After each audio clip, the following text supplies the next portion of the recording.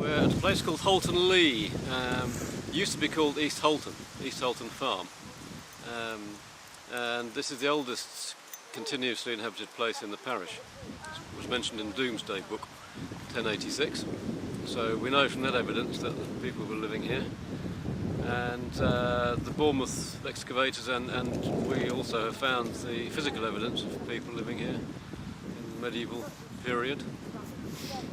I would imagine this field we're in here was originally heathland that was reclaimed and would have been cultivated up until about 20 years ago when this place was last farmed. We haven't actually got any house platforms, but we've got lots of evidence of the sort of things that people were using and throwing away. So this is all useful stuff? This is all useful stuff. For example, we've got a very large deposit of pottery in front of me, and as you can see, it's just been dumped. So we suspect that the vessels had been broken and then they had been brought here and thrown into the ground, and there must be at least a dozen different pots in this very small area. And some of them are plain and simple cooking pots that were put onto a fire and you might cook a stew in them, and others, such as the handle from rather high-class jug. And as someone pointed out to me before, if it had one handle that size, it must have had another handle on the other side, because you couldn't possibly use one hand to pick that up. So we're looking at a vessel that must have been this size, really quite big and chunky. And we've had high-class tablewares, nice glazed pieces of glazed jug, which imply that they were enjoying quite a decent standard of living here. Is it fair to deduce that if you found the pottery here, that probably the buildings weren't that far away? I think the buildings were not very, very far away, absolutely.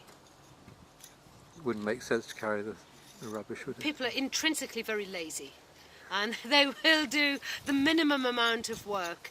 So yeah, I'm sure that the houses are fairly close by. But we have other odd things, like there's a piece of heathstone here with this sort of, it looks as though a cross symbol has been carved into it. Now it might just be that that's the way the heathstone has broken, but at the moment it looks like a hot cross bun to me. I'm not quite sure what that was, but when we get it out we might have some sort of idea. And you've done quite a lot of archaeology in this area, so would you expect to find this kind of material around here? Yes. Particularly because Holton itself is it's mentioned in the Domesday Book as a very, very small farm. So the fact that we've got pottery which is dating 150 years later is not surprising. It was a good place, a reasonable place, not good exactly, but a reasonable place for people to wrest a living from the land in 1066. So in 1200, it's still a reasonable place to do a little bit of farming. So who are the people digging here today?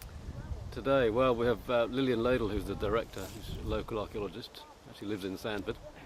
Got a couple of other Sandford people coming from Bournemouth, Swanage. We've had a great mixture of diggers from the local area, some experienced, some novices. 3 students from Minster School, year 9, come here for the afternoon to try their hand at digging. That means that anybody from the community can get involved, and it's a community project, so it's important to let people, get involved in any way they want to, really. So it's a good, it's a good community project. Yeah, interesting. And so, what have you lot found anything more interesting? Yeah, over there. Ah, oh, come on then, tell me. That's like pot. Well, you see the bit with like. Gosh, it is, isn't it? It's like kind of like a pot handle thingy. That bit. So that's definitely a bit of pottery, Yeah, isn't it? that's the handle. That's the handle.